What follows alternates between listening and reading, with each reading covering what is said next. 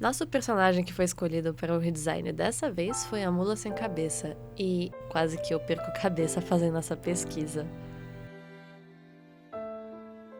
Então, a Mula Sem Cabeça, ou como também ela é chamada de Burrinha de Padre, é uma história bem popular que originalmente surgiu em Portugal e na Espanha, e depois, com a colonização, foi importada para os países da América Latina. Ou seja, existem muitas versões da história. Ela não é exclusiva daqui, mas a narrativa que se mantém em todas as versões é que a mula é uma mulher que foi amaldiçoada por dormir com o padre, tomando a forma do animal. Essa lenda toda surgiu como uma forma de reforçar os valores e morais relacionados à igreja. E toda sua origem e mensagem é, sinceramente, bem horrível. Fundada naquela ideia tipo de Gênesis, da Eva comendo o fruto proibido e sendo expulsa do paraíso com Adão. E, portanto, as mulheres são a fonte de todos os pecados.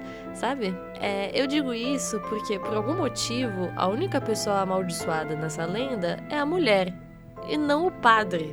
Por que será? Bem, diria a igreja que o sacerdote teria seu julgamento após a morte. Mas eu achei isso meio injusto e aparentemente eu não fui a única. Porque nós temos uma versão da história em que o padre também vira mula. Quer dizer, no caso, em sua versão, ele se torna um cavalo sem cabeça. Como bem dito por Luiz Câmara Cascudo em Geografia dos Mitos, o cavalo sem cabeça é uma réplica necessária à mula sem cabeça ou burrinha do padre, do Nordeste brasileiro. Parece que o espírito popular atendeu por antecipação o reparo do professor Basílio de Magalhães no folclore do Brasil, ao meu sentimento de justiça e repugna que somente se fira com tão terrível fadário a frágil filha de Eva, deixando-se impune o seu tonsurado, sedutor, forte e mais do sexo na sapiência de tudo quanto há de telhas acima, céu, inferno, limpo e purgatório.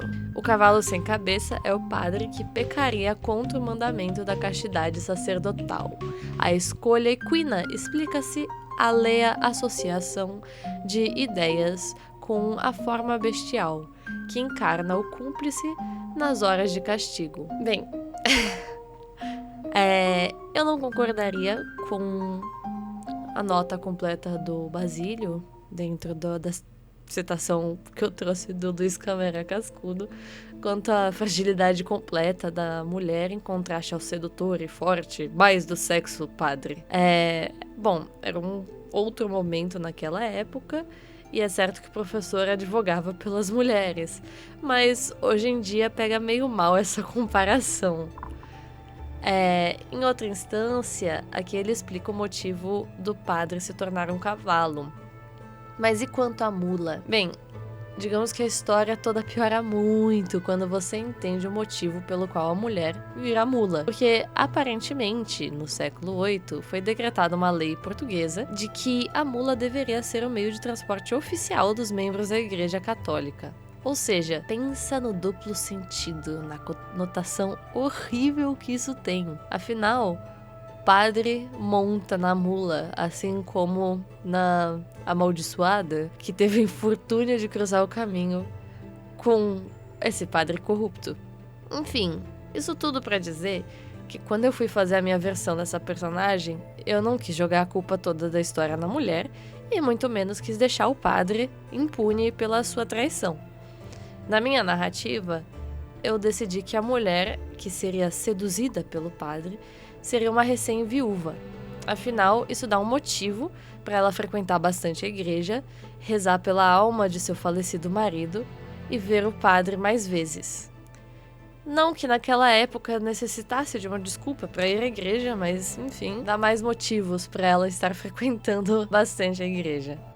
E quando a versão transformada, nas lendas existem várias versões e tantas opções que eu até fiquei meio atordoada tentando organizar meus pensamentos e imaginar a minha versão. Em algumas versões, a mula sem cabeça se transforma à noite e volta a ser uma mulher de manhã, bem como um boto cor-de-rosa. Mas também existem versões em que ela só pode ser transformada de volta em uma mulher se for ferida em sua forma de mula. E nem toda mula é sem cabeça, ou tem chamas no lugar da cabeça.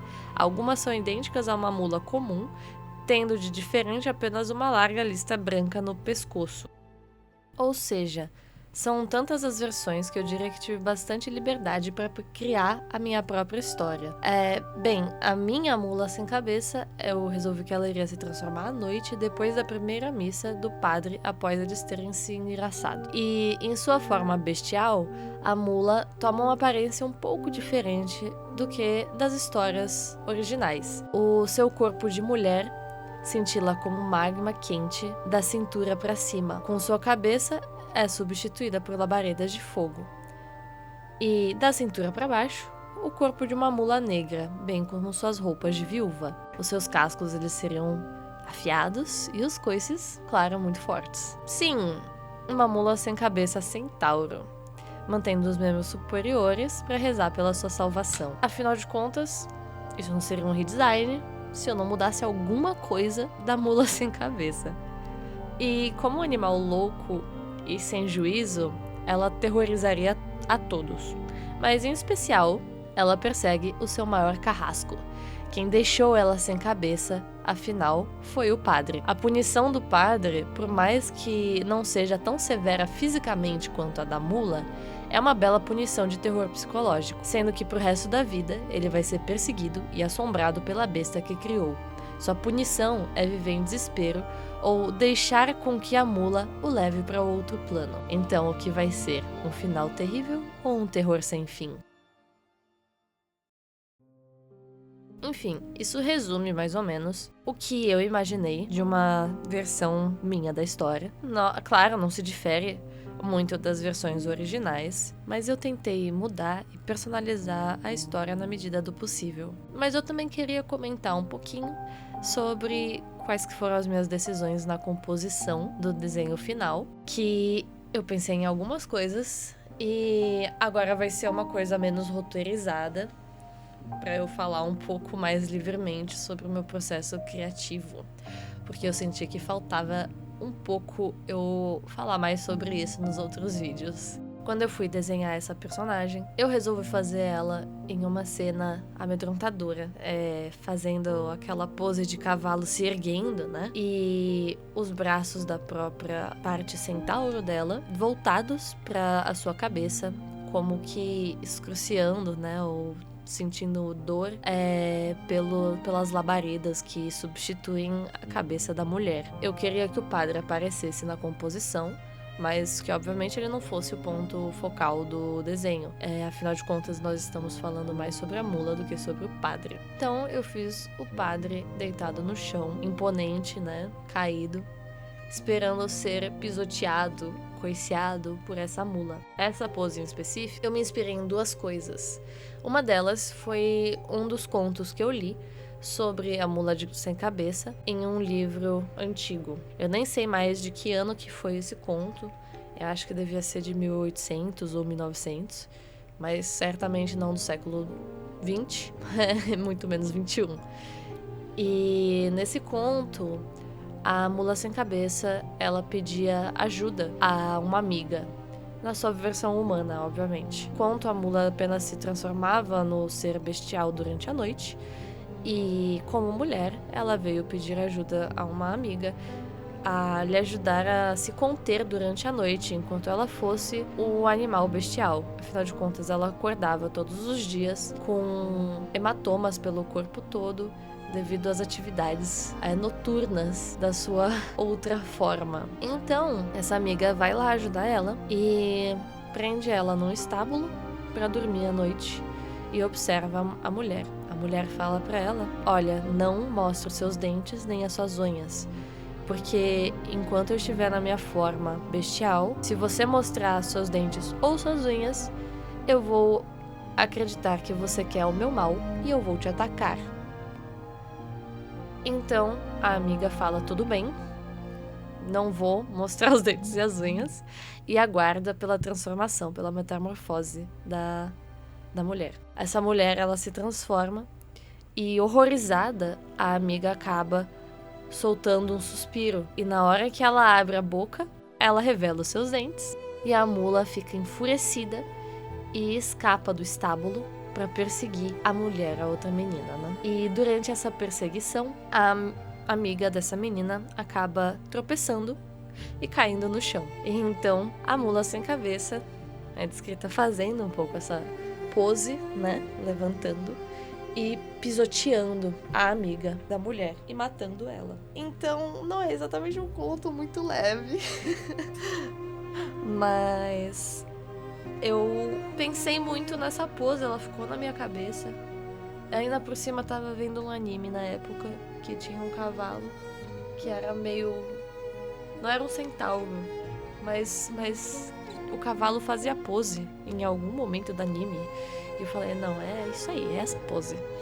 Por isso que eu fiz. E, bom, para isso, aquilo que eu falei, eu resolvi que o corpo inteiro dela fosse de magma. Eu tinha pensado nela ter roupas também. Em algum momento eu até pensei em fazer ela armadurada, porque imagina que foda seria uma mula sem cabeça com armadura, quase como uma mistura entre o cavaleiro sem cabeça do mito, eu acho que é americano, daquela ponte, né? Que tem o cavaleiro sem cabeça em cima do seu cavalo sombrio, e se você atravessar a ponte, ele vai te matar.